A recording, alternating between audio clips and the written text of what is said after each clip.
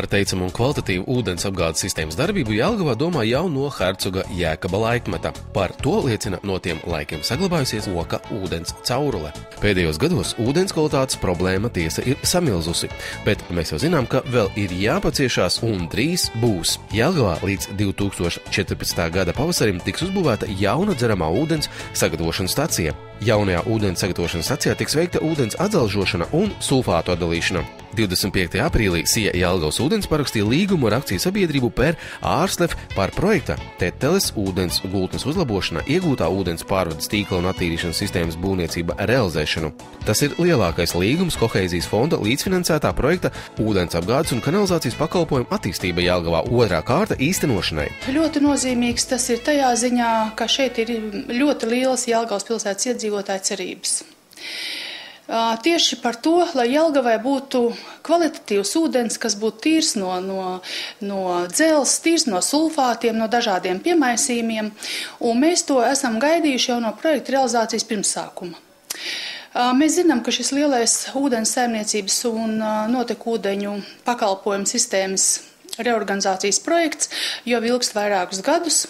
Un tieši šis posms ir tas nozīmīgākais, kad notiks šī atzelžošanas stacijas būvniecība. Un tāpēc es gribu teikt, ka tas ir ļoti, ļoti nozīmīgs visiem Jelgavas iedzīvotājiem, kas lieto dzeramo ūdeni, kuru piegādā SIA Jelgavas ūdens. Īstenībā to vajadzēja realizēt jau pirms 60 gadiem.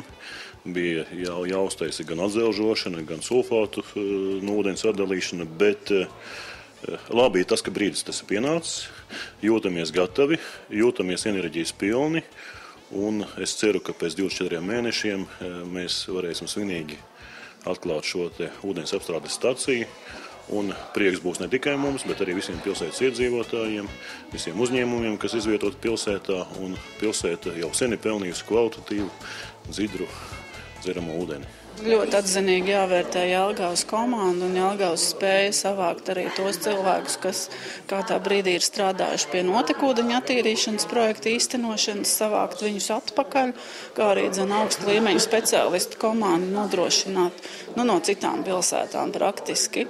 Ūdens tehniskais direktors ir arī jau strādājis un jau pieredzējis cilvēks. Un arī ļoti liels prieks, kā principā valdes loceklis Edgars Līcis pārnākot no citas nozares ar apskaužamu aktivitāti un interesi. Pat ir liels prieks, ka tiešām šī attīstība ir redzama un jūtama. Tāpēc man pavisam viegli ir teikt, ka te būs viss drošās rokās. Ar Edgara Līča ienākšanu komanda ir pastiprinājusies un strādā ļoti enerģiski pie projekta apgūšanas jau pirmās kārtas. Un tagad arī pie otrās kārtas. Neapšaubāmi, ka mēs ticam šai komandai, viņi ir ļoti enerģiski, darbspējīgi. Tehnoloģijas attīstās tik strauji, pieredze arī aug, arī tam pat būvuzņēmējiem, kurš ir šodien uzvarējis konkursā priekš šo darbu projektēšanai un būvniecībai. Svarīgi ir atzīmēt, projektēt un būvēt.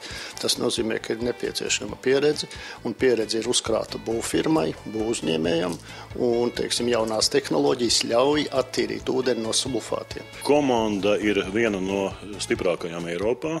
Šai firmai ir liela pieredze šādu projektu realizācijā gan Eiropā, gan Āzijā.